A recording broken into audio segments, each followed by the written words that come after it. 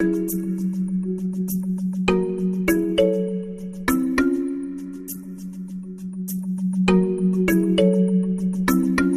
Everyone, welcome to another episode of the isolation central.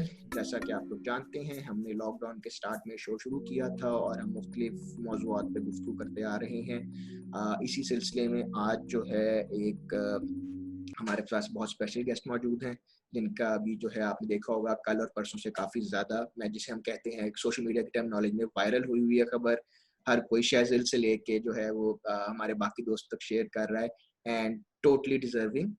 तो हमारे साथ आज अशद कुरैशी मौजूद हैं, जिन्होंने अभी एक रिसेंटली किताब लिखी है, मेरा जिस्म मेरा है। बट इसके अलावा वो एक मेंटल हेल्थ एडवोकेट हैं और इसके साथ साथ वो इस टाइम शिकागो में रह रही हैं। वो कहाँ से हैं, क्या किया है, क्यों कर रही हैं, क्या मुश्किलात आई हैं, उस पर हम इनसे बात करेंगे। इसके अलावा ये प्रेसिडेंट हैं, फाउंडर है you Chicago Man Mukti, if I am not wrong, उसके, और जो basically social mental health issues को एड्रेस कर रही है साउथ एशियन कम्युनिटी में। सबसे पहले welcome to the show. Thank you so much, Ahmad. Thank you for having me. तो मेरा जो पहला स्टैंडर्ड क्वेश्चन है वो ये होता है कि आपका पेंडेमिक और ये क्वारंटाइन कैसा जा रहा है अब तक एक्सपीरियंस? ये मेरे लिए पहला ऐसा मौका है जहाँ पे मैं अकेले रह रहा हूँ और मेरा पूरा इरादा था पाकिस्तान आने का वापस छुट्टियों के लिए, लेकिन वो बिल्कुल अधूरा रह गया प्लान। तो कोप कर रहा हूँ, हर दिन किसी न किसी से बात हो जाती है, घंटों भर अब बल्कि फोन पे बात होने लगी है ताकि अपनी ज़हनी सेहत बरकरार रखूँ। तो हाँ, इट्स बीन ओके सो फार। चलो, थोड़ा अपने बैकग्राउंड के मतलब अगर बताएं कि आप basically you are born in USA but you are raised in Pakistan, और फिर आपने कब तक क्या पढ़ा है और क्या मसरूफियत रही है? सही है। हाँ, तो I was born in the US, लेकिन साढ़े तीन साल की उम्र में मैं वापस आ गया था कराची में ही रिहाइश है अभी भी मेरी, और वहीं पे अपनी पूरी जिंदगी गुजारी है until I was 20। और उसके बाद फिर मैं पढ़ाई के लिए यहाँ यूएस आया हूँ आजकल। अभी अल्हम्दुलिल्लाह I graduated from the University of Chicago अभी कुछ हफ्तों पहले। तो I have a bachelor's degree in South Asian languages and civilization. तो यहाँ पे मैंने ज्यादातर तो उर्दू ही पढ़ी है और हमारी जो हिस्ट्री है उसके बारे में पढ़, और साथ साथ मैं प्री मेडिकल स्टडीज भी कर रहा हूँ क्योंकि इरादा ये है इंशाल्लाह फ्यूचर में डॉक्टर बनने का। चलो इंशाल्लाह। अब हम आपके जो सबसे रिसेंट प्रोजेक्ट है इससे बात शुरू करते हैं, अब फिर हम बाकी प्रोजेक्ट पे भी बात करेंगे। बट अभी जो आजकल जैसे न्यूज़ में वगैरह पढ़ रहे थे, आपने एक बुक बनाई है जिसका नाम है मेरा जिस्म मेरा है। उसके थोड़े बैकग्राउंड के वजह से बताइएगा कि इसका क्या मतलब है और इस बुक किस पे एड्रेस कर रही है और ये क्या चीज़ है बेसिकली। तो ये किताब मैंने लिखी थी बच्चों के साथ जो ज्यादती है उसके हवाले से, और ये उनको सिखाने के लिए लिखी गई है कि वो अपने आप को गैर मतलूब छूने से कैसे महफूज रख सकें, या फिर उस सूरत में उन्हें क्या करना चाहिए। अब जाहिर सी बात है, ये मसला इतना फैला हुआ है हमारे पूरे मुल्क में, और इसमें हमें सिर्फ बच्चों के लिए नहीं बल्कि जो वालिदैन हैं, टीचर्स हैं, जो बड़े हैं, उनके भी ताउन का बहुत ज़रूरत है। तो उसके हवाले से मतलब इस किताब में वालिदैन के लिए भी हमने हिदायत लिखी हुई हैं, जिसमें वो एड्रेस करते हैं कि कौन से मिसकंसेप्शन है, कौन सी गलतफहमियां हैं जिनको हमें अब दूर कर देना चाहिए, और अगर हम किसी को जानते हैं जो इससे गुजरा हुआ है तो वो कैसे सपोर्ट हासिल करे, उसकी भी रिसोर्सेज दीजिए। तो इसलिए में जो आपका मीडियम है वो बेसिकली आपने जिसे हम कहते हैं वो तस्वीर से भरपूर एक कहानी बनाई है, जिसमें आपने तस्वीरों के थ्रू बच्चों को अप्रोच करने की कोशिश की है। तो इसके पीछे कोई खास वजह, कोई एक्सपीरियंस आपका, कोई मोटिवेशन था? किताब के पीछे या तस्वीरों के पीछे? विजुअल स्टोरी टेलिंग की बात कर रहा हूँ मैं, उसके पीछे चूजिंग द।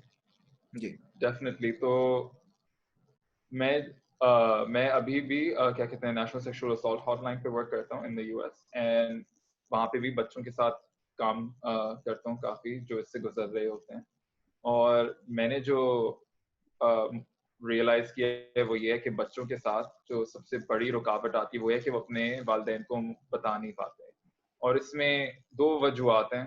एक तो ये कि उनके दरमियान वो एक रिश्ता नहीं होता भरोसे का जिसमें वो इस तरह की बातें कर सकें, और दूसरा ये है कि उनके पास वो वोकैब्युलरी नहीं है जिसके जरिए वो बता सकें और समझ सकें कि उनके साथ क्या हो रहा है। तो ये प्रॉब्लम को रियलाइज करते हुए फिर मैंने इस किताब पे वर्क करना शुरू किया था, और विजुअली इसको अपीलिंग करना इतना ज़रूरी था क्योंकि बच्चों के लिए एक दिलचस्प किताब होनी चाहिए, ताकि वो उसको देख के ही खुश हों, उसकी देखी वो उसकी तरफ अट्रैक्ट हों। तो मेरे लिए ये बहुत ज़रूरी था कि क्योंकि हमारे यहाँ ऑलरेडी इसके मुताल्लिक़ कॉन्वर्सेशंस नहीं होती, इसलिए लिखना बहुत ज़रूरी था, ताकि पेरेंट्स के लिए भी अगर वो इसको पढ़ें तो उनके पास भी वोकैबुलरी आएगी, क्योंकि सिर्फ बच्चे नहीं हैं जो इस मौजू पे बात करने से हिचकिचाते हैं, वालिदैन वगैरह बड़े भी बहुत हिचकिचाते हैं, क्योंकि उनके ज़माने में भी कभी भी इस मौजू पे बात नहीं हुई। तो उनके लिए, दोनों के लिए, हम सब के लिए बहुत ज़रूरी है कि हम पढ़ सकें कि अच्छा इस मौजू पर हम इस तरह से बात कर सकते हैं। क्योंकि बहुत सारे लोगों को लगता है कि जैसे ही इस तरह के मौजू की बात आती है कि नहीं, ये बहुत वल्गर लैंग्वेज यूज़ हो जाएगी या इनअप्रोप्रिएट है, गैर मुनासिब है हमारे बच्चों के लिए। लेकिन मैं दिखाना चाह रहा हूँ इस किताब के ज़रिए कि जो कॉन्सेप्ट है गुड टच और बैड टच का, कि कौन हमें कहाँ छू सकता है, नहीं छू सकता, ये ऐसा कॉन्सेप्ट है जो बच्चों को सिखाया जाता है बचपन से ही। जैसे हम बच्चों की तरबियत करते हैं, उनको कहते हैं किस तरह से सलाम करो बड़ों का, ये वो, ये खाना पूरा खाया करो या जल्दी सो जाया करो, इस तरह की चीज़ें। तो ये भी उनमें से एक वो बुनियादी चीज़ है जो बच्चों की डेवलपमेंट में काम आती है और आनी चाहिए। तो मैं इसलिए चाह रहा हूँ कि ये किताब एक विजुअली अपीलिंग हो और एक पूरी स्टोरी पेरेंट्स और बच्चों के सामने हो, ताकि वो इस टॉपिक के बारे में आराम से बात कर सकें। अब इस बुक के हम देखेंगे ना, दो एस्पेक्ट हैं। एक है जिस तरह हम उसकी बात करेंगे इलिस्ट्रेशन की, उसकी डेवलपमेंट की, बट उससे पहले भी हम जरा कंटेंट पे ही बात करते हैं, क्योंकि आपने उस बुक को लिखा है, so you had a clear goal in mind कि हमने इसके साथ क्या अप्रोच करने हैं। सो अब आप मुझे अगर इसको लिस्ट डाउन करना शुरू करो कि पहले आपके सबसे पहला बड़ा चैलेंज आपके सामने क्या आया था। आपने एक मकसद आपके सामने था, आपने किताब लिखनी थी, ये बातें बच्चों को और उनके पेरेंट्स को आपने बतानी थी। उसके बाद आपको जो मुश्किलात आई उसके मुतालिक अगर आप बताओ, क्योंकि जिस तरह हम थोड़ी देर पहले बात कर रहे थे, वोकैबुलरी के इश्यूज हैं, फिर ये एक स्टीरियोटाइप है, एक टैबू के तौर पे लिया जाता है। सो अगर आप किसी से डिस्कस करो, किसी पेरेंट्स से, तो वो किस तरह का आपका बैक एंड फोर्थ हुआ, उस हवाले से थोड़ा बताओ। सही है। तो किताब की इशाअत में काफ़ी मरहले थे। शुरू में तो मैंने किताब को लिखना ही शुरू किया, बल्कि लिखने से पहले ही मैंने बहुत तहकीक की। तो यहाँ पे जो मेरे पास अवेलेबल किताबें थी, जो हम लोग हॉटलाइन पे भी बच्चों को रेकमेंड करते हैं या उनके वालिदैन को रेकमेंड करते हैं, वो मैंने पहले खरीदी और मैंने उनको पढ़ा। और साथ-साथ रिसर्च भी करते गए और मैं अहम नुकात जो मुझे लगे, मैं वो लिखता जा रहा था, जो मैंने कहा कि नहीं, मुझे अपनी किताब में इन सब बातों को मेंशन करना है। तो पहले वो किया। अब ज़ाहिर-सी बात है, ये जो किताबें मैं पढ़ रहा था, ये एक दूसरी ऑडियंस के लिए लिखी थी, वेस्टर्न ऑडियंस के लिए लिखी थी। तो उसमें बहुत सारी इस तरह की, जैसे वोकैबुलरी की बात आती है, तो words like body boundaries, personal space, हमारे पास इसके उर्दू में अल्फाज नहीं है। आप उसको अगर डायरेक्टली भी ट्रांसलेट कर दो, लेकिन वो कॉन्सेप्ट नहीं आता जो हम सिखाना चाह रहे हैं। तो ये पहला मसला तो ये था। मैंने फिर अपनी तरफ से लिखने की कोशिश की, क्योंकि मैंने ज़ाहिर-सी बात है, मेरे पास एक्सपीरियंस है बच्चों के साथ काम करने का, और इससे पहले भी मैंने ज़हनी सेहत के हवाले से दूसरे मुख्तलिफ पाकिस्तान में इदारों के साथ काम किया है। तो मैंने पहले इसको लिखा। फिर लिखने के बाद ज़ाहिर है, क्योंकि मैं एक मेंटल हेल्थ एक्सपर्ट नहीं हूँ, मैं एक प्रोफेशनल नहीं हूँ, तो मैंने कहा उन मैं चाह रहा था कि वो लोग भी इस किताब के जो मवाद है उसकी तस्दीक करें। तो मैंने साइकियाट्रिस्ट को दिखाया, क्लिनिकल साइकोलॉजिस्ट को दिखाया, मेंटल हेल्थ काउंसलर्स को किताब दिखाई। उनके साथ बैठ के वर्कशॉप की कि भाई इसमें क्या चीज़ें और ऐड होनी चाहिए, रिमूव होनी चाहिए, क्या चीज़ें मुनासिब हैं, नहीं मुनासिब हैं, जो भी है। जो भी उनके सजेशन से चेंजेस थे वो मैंने करके, फिर अब जो उसका नेक्स्ट स्टेप था कि हम इस किताब को कम्युनिटी के लिए कैसे एक्सेसिबल बनाएं, क्योंकि अगर हम सब ने इस मौजू पे बात की भी है, हमने इस मौजू के हवाले से काम भी किया हुआ है, तो हमारा एक अलग नजरिया है। हम शायद वो चीजें नहीं, वो हमारे जहन में वो शायद ख्यालात नहीं आएंगे जो एक आम, मतलब क्या कहते हैं, इंसान के जहन में आएंगे इस हवाले से। And because this book is meant for them, तो बहुत जरूरी है कि उनकी भी राय ली जाए। तो सबसे पहले तो मैंने अपने पुराने मेंटल हेल्थ के जो दायरे में मैं काम करता था उनको कांटेक्ट किया, and they were nice enough to let me work with their team. उनके जो हेल्थ वर्कर्स और मेंटल हेल्थ वर्कर्स थे जो इन लो इनकम कम्युनिटीज में कुरंगी और उसके इतराफ में काम करते हैं, उनके साथ बैठ के वर्कशॉप की। उसमें मैंने उनको मैन्यूस्क्रिप्ट दी और हम सब लाइन बाय लाइन जाते हैं, हर एक लफ्ज को हमने पकड़ कर पूछा कि भाई ये सही है, मुनासिब है, सब लोगों को समझ में आएगा, क्या इसको एक बेहतर तरीके से लिखा जा सकता है, ये सब चीजें हुई। उसके बाद हमने फिर कम्युनिटी में पायलट किया कि ये जिन लोगों के साथ काम करते हैं, क्या उनके साथ ये बातें रेजोनेट कर रही हैं, क्या वो इस किताब को पढ़ेंगे अपने बच्चों के लिए, उनको पढ़ाएंगे ये सब बातें। तो उनका भी फीडबैक लिया और फिर उसको भी इनकॉर्पोरेट किया। तो ये कंटेंट था। तो इसके बाद जब ये सब चीजें हो गई, तो फिर मेरे यहाँ पे उर्दू प्रोफेसर हैं साल मसूद, उनको फिर मैंने राब्ता किया। उन्होंने भी फिर दोबारा इसकी उर्दू की चेक की और मजीद सिंप्लीफाई किया जितना हो सकता है, क्योंकि बच्चों के लिए लिखी जा रही किताब। उनकी भी सजेशन करके फिर ये फाइनलाइज हुआ इसका जो कंटेंट है, और फिर इलस्ट्रेशन की बात तो फिर बाद में आती है। अच्छा, आप ये बताओ कि अभी जो हम जिस तरह बात करें, जो करंट लैंग्वेज है और जो आपने स्टार्ट किया था, उसमें आपको कितना फर्क नजर आता है अब अगर आप देखो बैठ के? तो जो आपका पहला ड्राफ्ट था और जो अब एंड पे जो बुक आई है सामने। मेरे ख्याल से फर्क सबसे ज्यादा इसमें आया कि मैंने जो क्या कहते हैं, मैंने जो लैंग्वेज इस्तेमाल की भी थी वो थोड़ी सी कॉम्प्लिकेटेड थी। वो जब मैंने फॉर एग्जांपल जब वर्कशॉप करते थे तो कंटेंट मोर और लेस सेम रहा है।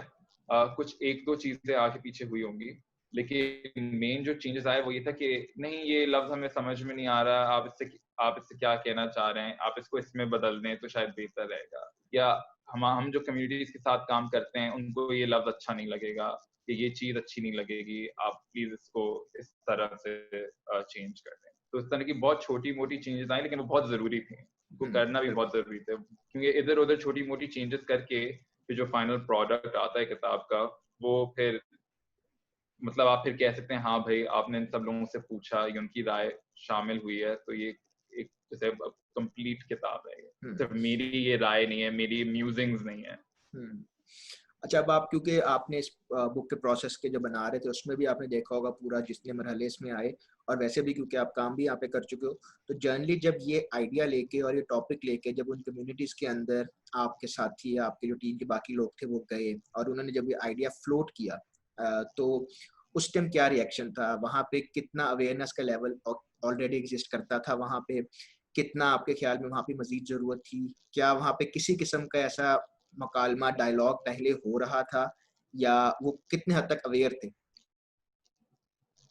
तो वो लोग काफी हद तक एक्सेप्टिंग थे, आई वुड से। मुझे मुझे लगता है कि उस पर भी डिपेंड करता है कि कौन इसको लेकर जा रहा है किताब को, क्योंकि ज्यादातर जो health workers, mental health workers काम करते हैं वो अपनी कम्युनिटी के ही लोग होते हैं, तो लोगों को ऑलरेडी उन पे भरोसा होता है, उनकी बात पे भरोसा होता है। तो जब ये लेके गए थे, रिस्पॉन्स बहुत अच्छा था। बल्कि मुझे जो फीडबैक आई थी उनमें से ये भी कुछ लोगों ने लिखा था कि ये आप क्यों कर रहे हैं, ये हुकूमत हमारी क्यों नहीं कर रही।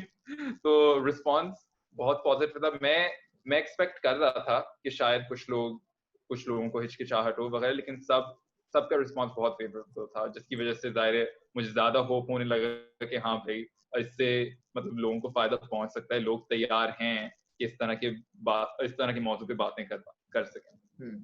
और आपके ख्याल में इससे पहले वो कोई स्टेप्स ले रहे थे, या इस तरह का कोई घर में कोई बातचीत बच्चों के साथ चल रही थी, उनकी कम्युनिकेट करने की कोशिश कर रहे थे कि ये सही है, ये गलत है और इससे बच के रहो?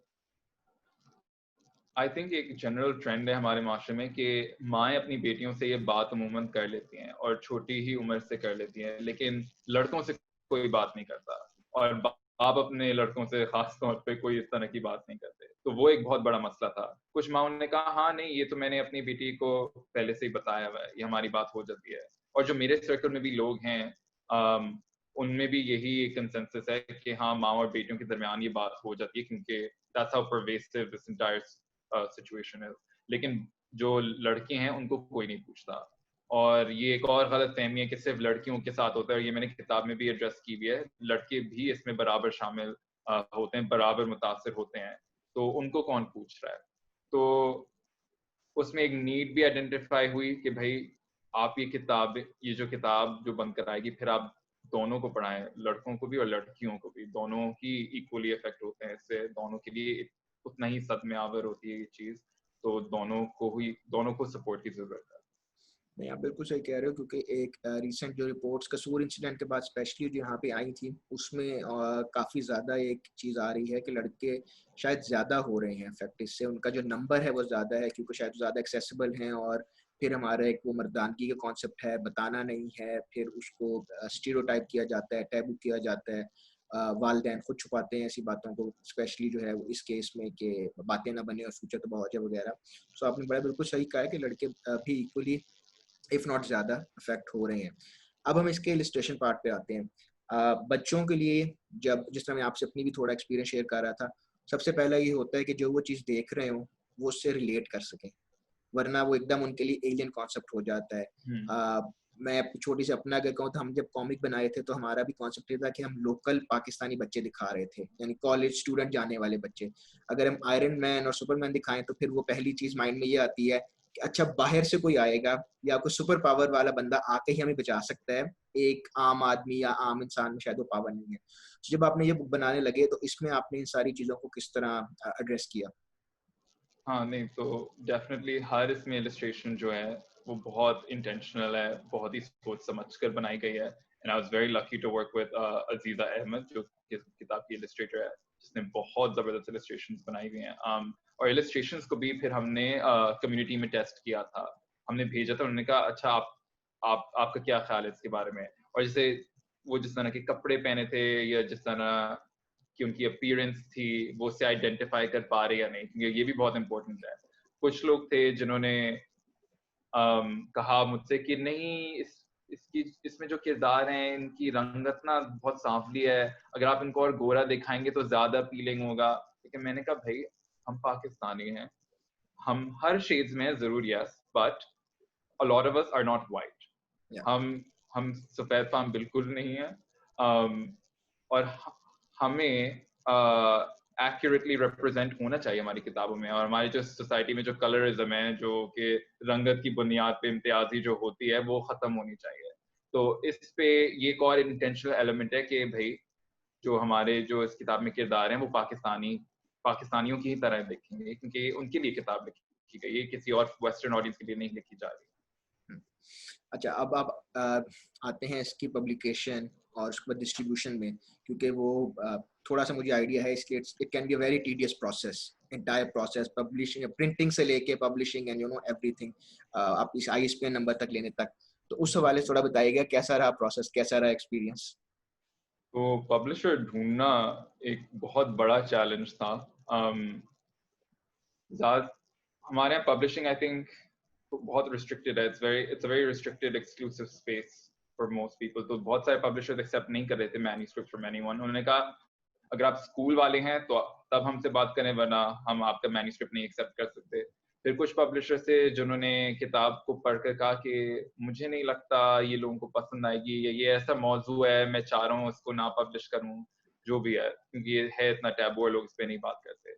But I was very lucky to find Dastan publishers who were brave enough to take this step and bring this book forward. तो उनके साथ मेरा बहुत अच्छा एक्सपीरियंस रहा। जितना मैं एक्सपेक्ट कर रहा था, they went above and beyond it. तो मुझे बिल्कुल ऐसा लग रहा था कि मेरे साथ जो लोग काम कर रहे हैं वो उतने ही इन्वेस्टेड हैं इस प्रोजेक्ट में जितना मैं हूँ, and that's a wonderful feeling to have. तो मैं काफी लकी था, दास्तान वालों ने काफी साथ दिया और अभी भी साथ दे रही है। तो बुक पब्लिश होने में बाद में जब वन आई फाउंड दास्तान इतना मसला नहीं हुआ जितना मैं समझ रहा था। डिस्ट्रीब्यूशन में अभी भी आई थिंक काफी मसला हो रहा है, क्योंकि जब से ये वबा फैली है शिपिंग कॉस्ट जो होते हैं वो बहुत राइज कर चुके हैं। तो जैसे I will be very transparent, जैसे अभी बुक पे लॉस ही हो रहा है, अभी जैसे खसारा ही हो रहा है, इससे कोई मुनाफा नहीं है ना, मेरा इरादा था, लेकिन कोई ब्रेक इवन भी ब्रेक अभी इवन नहीं नहीं हो कर रहा, क्योंकि मैंने खुद अपने इसमें पैसे लगाए हैं ताकि मैं ज्यादा कॉस्ट को सब्सिडाइज कर सकूं, ताकि ज्यादा से ज्यादा लोग पढ़ सकें। लेकिन फिर एक वो बहुत मुश्किल एक पोजीशन में होना पड़ता है कि ये कितना सस्टेनेबल है, क्योंकि डिस्ट्रीब्यूशन कॉस्ट बहुत हाई है, प्रिंटिंग से ज्यादा हाई डिस्ट्रीब्यूशन कॉस्ट है इसके बेसिकली। रहा। तो उसको मैनेज करना काफी मुश्किल हो रहा है। अब हम लोग बहुत सारे दूसरे एवेन्यूज एक्सप्लोर कर रहे हैं, दूसरे कोरियर्स या दूसरे अकाउंट्स या कुछ इस तरह की चीजें, तो इंशाल्लाह ये मसला भी सॉल्व हो जाएगा। लेकिन डिस्ट्रीब्यूशन आई थिंक हमारा अभी आखिरी मसला है जिस पे हम अभी तक काम कर रहे हैं। राइट। और अभी ये बुक अवेलेबल कहाँ से है, लोग कहाँ से इसको ऑर्डर कर सकते हैं और कहाँ से बाय कर सकते हैं? ये दास्तान पब्लिशर्स की वेबसाइट से अवेलेबल है। राइट। अगर आप चाहें तो मैं आपको लिंक भेज दूंगा, आपको जी जी। वो बाद में पोस्ट कर देना। बिल्कुल। मेरा मेरा है का एक फेसबुक पेज भी है, तो उस फेसबुक पेज पे भी अब अगर आप जाए तो आप उस पे आइकॉन बना हुआ है शॉप नाउ का, तो आप उस पे क्लिक करेंगे, आप ऑटोमेटिकली उस पेज पे चले जाएंगे। तो अभी राइट। तो ऑनलाइन ही अवेलेबल है। इरादा है कि इसको बुक स्टोर्स वगैरह में भी रखवाया जाए, लेकिन जाहिर है अभी तो कोई घरों से बाहर नहीं निकल रहा, तो वो बाद की बात है। अच्छा, इस पे क्योंकि मैं again going back to my experience, आपका डिजिटल आपने इसको एक्सप्लोर किया है थ्रू एन ऐप, और डिजिटल वर्जन अगर आप लॉन्च करें, मैं पूछ इसलिए रहा हूँ क्योंकि होता ये है कि अब यहाँ से लाहौर से बैठ के, जिस तरह आपने बिल्कुल सही तौर पे कहा कि क्वेटा तक बुक पहुँचाना मुश्किल है, कॉस्ट आती हैं, एनओसीज आते हैं, बहुत तरह के मसले आते हैं। और एक और इंटरेस्टिंग जो मेरी खैर अपनी ऑब्जर्वेशन है वो ये है कि बुक लेके आना और उसको पढ़ते हुए बैठ के कई दफ़ा फिर लोग पूछते हैं, कई दफा आपके कोई घर का बड़ा पूछ सकता है, ये क्या पढ़े हो, ये क्यों पढ़े हो, ये गलत है, और या स्टफ लाइक दैट। तो हम जब अपना काम करें तब हमने सोचा था कि if create a mobile app और डिजिटल वर्जन रिलीज करें, so maybe we can target the end consumer directly, उसमें वो ऑब्स्टिकल डिस्ट्रीब्यूशन के भी कम हो जाते हैं। सो उन लाइंस पे अगर आपने थोड़ा देखा है या सोचा है इस तरह कुछ करने का? हाँ नहीं, पूरा इरादा है मेरा इस किताब को एक ई बुक की फॉर्मेट में पब्लिश करने, डिजिटल फॉर्मेट में। अभी फिलहाल अनफॉर्चुनेटली पाकिस्तान में इसका कोई इंफ्रास्ट्रक्चर नहीं है, तो दास्तान वाले उस पर काम कर रहे हैं कि वो खुद अपना in house proprietary right. Structure बना सकें, क्योंकि अभी जो डिजिटल प्लेटफॉर्म्स मौजूद हैं वो सब बाहर वाले हैं, बाहर की कंपनियां हैं, और वो सब चार्ज भी डॉलर्स में करी, and again I cannot afford to या have that as the platform. तो उस पर काम कर रहे हैं, एंड होपफुली पाकिस्तान से ही इसका सोल्यूशन निकलेगा। So when that happens, I will be very happy to let you all know. looking forward to that. I'll also free recommendation मैं आपको दे रहा हूँ, but if you can turn it जरूर। something into animation, so that is another medium that can go viral, क्योंकि WhatsApp videos आजकल बहुत trend है पाकिस्तान में, और जल्दी ट्रेंड फॉरन फॉरवर्ड की जाती हैं पेरेंट्स ग्रुप में, टीचर्स ग्रुप में, so maybe that can be one way to penetrate into those groups as well. नहीं, I think it's a really really great idea. अभी मैं काफी, क्योंकि जब से ऑब्वियसली किताब की खबर फैली है, बहुत सारे ऑर्गेनाइजेशन से बातचीत चल रही है, which I am very grateful for. लेकिन अभी कुछ ऑर्गेनाइजेशन से एनिमेशन वाले की बात हो रही है। मैं चाह रहा हूँ जैसे अभी आजकल टेली स्कूल जो चल रहा है, ये किताब उसका हिस्सा बन सके। तो गोल ये है कि किताब को इधर इन नरेशन फॉर्म या एनिमेशन के फॉर्म में इसको हम उन लोगों तक फैला सकें जो कि पढ़ना सीखना नहीं जानते, या जो प्रेफर करते हैं कि वो टीवी पे देखें, या उनको विजुअल स्टिमुलस ज्यादा अपीलिंग लगता है। तो बहुत सारे स्टेप्स हैं, बहुत सारी रिक्वेस्ट आई हुई हैं कि इसको आप, और मेरा इरादा भी था कि दूसरी जो रीजनल लैंग्वेजेस हैं, मुकामी जबानें हैं, सिंधी बलोची वगैरह, उसमें भी ट्रांसलेट की जाए। बहुत काम है। हर चीज में एक लिस्ट बनाता जा रहा हूँ मुझे क्या क्या करना है। आहिस्ता आहिस्ता होता जाएगा इंशाल्लाह। और मतलब मैं तो इस काम पे लगा रहूंगा, तो I will not rest until all of this happens, so I hope कि ये जल्द से जल्द हो सके। Not to put more pressure on you, but future books वगैरह कोई आपने सोचा है इस तरह के मजीद चीजें बनाने का, कोई मजीद टॉपिक जिन पे आप काम करना चाहते हो?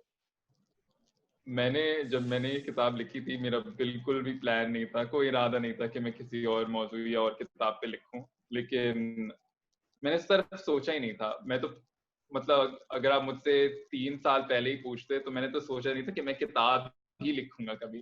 तो ये मेरे लिए नई बात है, और काफी लोगों ने मुझसे पूछा है। तो अब मैं सोच रहा हूँ कि जाहिर है पहले इसी किताब को ही मैनेज कर लूँ, बड़ी बात है। लेकिन अगर मुझे फ्यूचर में टाइम मिला और कोई और ऐसे मौजू आए जिसमें मैं समझता हूँ मैं लिख सकता हूँ और लिखना चाहता भी हूँ, तो फिर मैं जरूर लिखूंगा, डेफिनेटली। नहीं, बहुत अच्छी बात है। और अमंग द लास्ट क्वेश्चंस, अगर कोई आपसे कोलैबोरेट करना चाहता है, कोई इस बुक को अपने एरिया में, अपने स्कूल में इंट्रोड्यूस करना चाहता है, so how they can get in touch with you? वही दास्तान की वेबसाइट पे एक ईमेल एड्रेस भी दिया हुआ है, मैं भी आप लोगों को अपना ईमेल एड्रेस प्रोवाइड कर दूंगा अगर आपकी कोई जान पहचान में लोग हैं। एनजीओज वगैरह के लिए जिनके साथ हमने अभी काम किया है और काम कर रहे हैं, उनके लिए एक डिस्काउंटेड रेट भी है फॉर द बुक। अगेन मकसद ये है कि ज्यादा से ज्यादा बच्चों को पहुंचाना का। तो वो दो जरिए, ईमेल के जरिए बेसिकली वो कांटेक्ट करें and we will work with them to take this forward. अब एंड पे थोड़ा सा जो आपके बाकी प्रोजेक्ट्स हैं उसके हवाले से बात कर लेते हैं। आपने एक ऑर्गेनाइजेशन बनाई हुई है वहाँ पे शिकागो में, उसके हवाले से थोड़ा बताइएगा कि उसका क्या मकासद हैं और क्या कैसा जा रहा है वो एक्सपीरियंस। तो यहाँ पे यूएस में एक पेरेंट ऑर्गेनाइजेशन है मन मुक्ति के नाम से, और उनका मकसद ही ये है कि जो जनूबी एशिया के जो मसाइल हैं उनको मिटाना। तो मैंने उसका एक चैप्टर शुरू किया अपने कॉलेज में, अपने स्कूल में, यूनिवर्सिटी ऑफ शिकागो में। तो उसका मकसद ये था कि जो हम स्टूडेंट्स जो सब हैं, ज़ाहिर है यहाँ पे यूएस में हर तरह के लोग हैं, डिफरेंट नेशनैलिटीज़, बहुत डाइवर्स हमारा कैंपस है। तो उस पे जो हमारे अलग मसाइल हैं, जो हमें हिचकिचाहट होती है रीचिंग आउट टू हेल्प, या जो भी स्टिग्मा है, या क्या कहते हैं, हमें अपने पेरेंट्स से इस मौजू पे बात करने में हिचकिचाहट होती है, तो हमने इन मौज़ूआत के हवाले से काफ़ी इवेंट्स करवाए और करवा रहे हैं और करवाएंगे। तो इसमें मिसाल के तौर पे हमने एक पूरा पैनल डिस्कशन किया था जहाँ पे हमने क्लिनिकल साइकोलॉजिस्ट और थेरेपिस्ट को साथ बुलाया था और उनके साथ एक लाइव क्वेश्चन आंसर सेशन रखा। फिर हमने एक हनेरी के नाम से एक शॉर्ट फिल्म है जिसमें एक पंजाबी कम्युनिटी दिखाते हैं जो कनाडा में रह रही होती है, उनके घर के क्या मुख्तलिफ जहनी सेहत के हवाले से मसाइल चल रहे होते हैं, तो वो दिखा के फिर हमने उस पर गुफ्तगू की। तो इस तरह की चीज़ें कैंपस पे करना, आगाही फैलाना और फिर उसके हवाले से फिर एक्शन पॉइंट्स बनाना, क्योंकि सिर्फ आगाही पे अगर बात रुक जाए तो उससे इतना फर्क नहीं पड़ता कि हम अपने कम्युनिटीज़ में, अपने ख़ानदानों में क्या स्टेप्स ले सकते हैं ताकि इस पे बात हो सके और ताकि ये जो सब मसाइल हैं ये हल हो सकें और हम लोग विदाउट एनी स्टिग्मा सपोर्ट हासिल कर सकें जो हम सब उसके लायक हैं। 2 क्वेश्चंस मेरे यहाँ पे आएंगे, आई होप आप इतना डिटेल शेयर कर ही सकोगे। पहला ये था कि कौन से ऐसे स्टेप्स हैं जो जर्नली आपकी अब तक लर्निंग है, एक्सपीरियंस है, फीडबैक के ऊपर आप जो रिकमेंड करते हो, यानी जिनको हम स्टार्टिंग पॉइंट्स कह सकते हैं टू एड्रेस दीज इश्यूज। और सेकंड मेरा होगा कि जब आप साउथ एशियन कम्युनिटी, स्पेशली जो हमारे एल्डर कम्युनिटी यानी पेरेंट्स हैं या जो दादा दादी है वो जनरेशन है, उनके साथ अभी तक आपका कैसा फीडबैक देख रहे हो, या जब आपने कोई प्रैक्टिकल स्टेप्स लिए तो उसके बाद did you see any particular change? तो इस सवाल के बहुत डिफरेंट लेयर्स हैं, क्योंकि बड़ों को छोड़कर अगर हम सिर्फ नौजवानों की बात ले लें तो हम में भी वो अभी तक स्टिग्मा मौजूद है क्योंकि वो जनरेशंस के थ्रू चलता चला आता है। तो हमारे कॉलेज में कम से कम जो हमारा पहला स्टेप था वो कॉलेज स्टूडेंट्स तक ही महदूद था। लेकिन फिर जब हमने ये क्वेश्चन आंसर सेशन किया था कि बड़ों के साथ किस तरह से बात करनी है, तो जो हमें बताया गया था और जो हमने दूसरे लोगों को बताया था इन एक्सपर्ट्स के जरिए, वो ये था कि आपको ज़ाहिर समझना है कि आपके पेरेंट्स का कैसा माहौल था जब वो बड़े हो रहे थे, क्योंकि उनके माहौल में भी इस तरह की बातें नहीं होती हैं। And I think it's important for all of us to realize कि हम में से कोई बुरा इंसान नहीं है, ना बुरा इंसान बनना चाहता है। हमारी नीयतें अच्छी होती हैं, लेकिन बस ये होता है कि अच्छी नीयत डज नॉट इक्वल अच्छा रवैया या अच्छा एक्शन या जो भी है। तो हमें ये समझना होता है कि हमारे पेरेंट्स किस लिहाज से सोच रहे हैं, वो कहाँ से आ रहे हैं। जैसे मैंने अपने पेरेंट्स खुद से बात की थी और उनमें भी वही हिचकिचाहट थी, उनमें ज्यादा थी क्योंकि उनकी जिस तरह से एजुकेशन हुई थी उसमें भी इसका कोई जिक्र नहीं था, और मैं खुशकिस्मत हूँ कि मेरी एजुकेशन में इसका काफी जिक्र था और मैं इस पे और कंफर्टेबली बात कर सकूं। तो ये मेरा काम था कि मैं समझूं कि वो उनमें वो क्यों हिचकिचाहट मौजूद है। मेरा काम उनको डांटना नहीं था या उनको अक्यूज करना या उनसे खफा हो जाना कि नहीं आप लोग क्यों नहीं समझते, इस तरह का रिस्पॉन्स, क्योंकि फिर इंसान और ज्यादा डिफेंसिव हो जाता है, वो अपनी राय में और मतलब सख्त हो जाता है, वो राय और पुख्ता हो जाती है, फिर वो नहीं बदलता इंसान। तो you need to build a relationship of trust with the other person, जहाँ पे दूसरा बंदा ये समझ सकता है कि हाँ भाई, ये जो दूसरे बंदा जिससे मैं बात कर रहा हूँ ये मेरी बात समझ रहा है, ये समझ सकता है, ये मुझे यहाँ अटैक करने नहीं आ रहा, ये मुझसे बस बात करना चाह रहा है। तो ये एक बहुत बड़ा स्टेप है, क्योंकि अगर हम अपने घरों से शुरू करें तो बहुत ज्यादा फर्क पड़ता है। हम अपने घरों से शुरू करेंगे, फिर दूसरे खानदान पे आएंगे, तो ये आहिस्ता आहिस्ता फिर ये बात वहां से एक चेन रिएक्शन की तरह फिर आगे बढ़ेगी। ठीक है, लास्टली मेरा आपसे क्वेश्चन ये होगा कि अशद जो है वो एक हॉटलाइन पे भी काम कर रहे हैं, उन्होंने किताब भी लिख ली है, वो आगे पढ़ना भी चाहते हैं, वो एक ऑर्गेनाइजेशन भी चला रहे हैं। सो आप इन सब में एक कॉमन गोल देखते हो? एक होता है कि आप सारे मुख्तलिफ काम कर रहे हैं और आपको बज़ाहिर लगता है कि शायद मुख्तलिफ प्रोजेक्ट्स हैं और ये भी कर रहा है और वो भी कर रहा है, बट इंसान का एक अपना गोल होता है कि अच्छा मेरा, मैं एंड पे करना ये चाहता हूँ। तो उसको अगर मैं पूछूं कि आपका एंड गोल क्या है इन सारी चीज़ों के थ्रू, तो आप कैसे डिफाइन करोगे? मैं कहूँगा मेरा एंड गोल ये है कि मैं मेंटल हेल्थ को, इस टॉपिक और मेंटल हेल्थ सर्विसेज जो है वो ज़्यादा से ज़्यादा एक्सेसिबल बनाऊँ दूसरे लोगों के लिए, चाहे वो इस मौजू की डिस्कशन के ज़रिए हो, चाहे वो इमदादी ज़राए के ज़रिए हो, जो भी हो। मेरा गोल ये है, क्योंकि मैं खुद भी काफ़ी मेंटल हेल्थ चैलेंजेस से गुजर चुका हूँ। मुझे पता है इसकी क्या रुकावटें आती हैं, क्या दुश्वारियाँ आती हैं, और मैं अपने आप को इस लिहाज से खुशकिस्मत समझता हूँ कि मेरे पास मीन्स था to find that support when I needed it. लेकिन मुझे पता है not all of us are that lucky. So I want to use my privilege to do something for the rest of society who may not share the same privileges. क्योंकि ये सिर्फ मेरी कहानी नहीं है, ये हम सबकी कहानी है। हम सब इस बात को समझते हैं और हम सब किसी ना किसी को जानते हैं हमारे सर्कल्स में जो इस तरह से साइलेंटली सफर कर रहा हो, या जो ऑस्ट्रेसाइज हो गया हो, या जिसके खिलाफ गलत गलत बातें हो रही हों। तो हम सब इस बात से इम्यून नहीं, हम सब जानते हैं ये होता है। ठीक है, तो ये सिर्फ मेरा एक अलग से सोलो गोल नहीं है, this is like a mission for all of us. इंशाल्लाह, and wish you all the very best. और इस पे, इसी एंड पे, इसी नोट पे मैं सबसे पहले आपको शुक्रिया अदा करना चाहूँगा। आपने टाइम दिया, हमारे साथ अपने तजुर्बात और अपने एक्सपीरियंस शेयर किए और अपने प्रोजेक्ट के हवाले से बात की। और मैं आपको पब्लिकली कहूँगा, सुखन इस मामले में आपके साथ है बिल्कुल। आपको किसी भी किस्म की ज़रूरत हो, किसी भी तरह हम आपके साथ इस मिशन में हिस्सा बन सके, तो कभी भी बताइएगा, हम लोग इंशाल्लाह फुल सपोर्ट करेंगे। इंशाल्लाह, thank you so much for having me. मुझे बहुत मजा आया आपसे बात करना, और थैंक यू आप लोगों ने मुझे मौका दिया यार कि अपनी कहानी सुनाने का। नहीं, thank you for Allah that. ताला आपको जो है और कामयाब करे और हम सब मिल के इन सारे मसाइल को एड्रेस कर सकें और फिर होपफुल इनका सोल्यूशन निकाल सकें। बट इसके अलावा जो इनके लिंक हैं, किताब का लिंक है, ईमेल है, वो मैं बाद में शेयर कर दूंगा कमेंट सेक्शन में, डिस्क्रिप्शन में। तो जो जो इंटरेस्टेड एनजीओज हैं, डेवलपमेंट सेक्टर के लोग हैं, जो जो समझते हैं कि इस मैसेज को फैलाने में मदद कर सकते हैं अशद की, वो ज़रूर रीच आउट करें इनको। एंड इंशाल्लाह will be seeing a lot more of work from you in future. इंशाल्लाह, इंशाल्लाह। चलिए, thank thank you you so Ashad, much. Thank you, thank you. Thank you.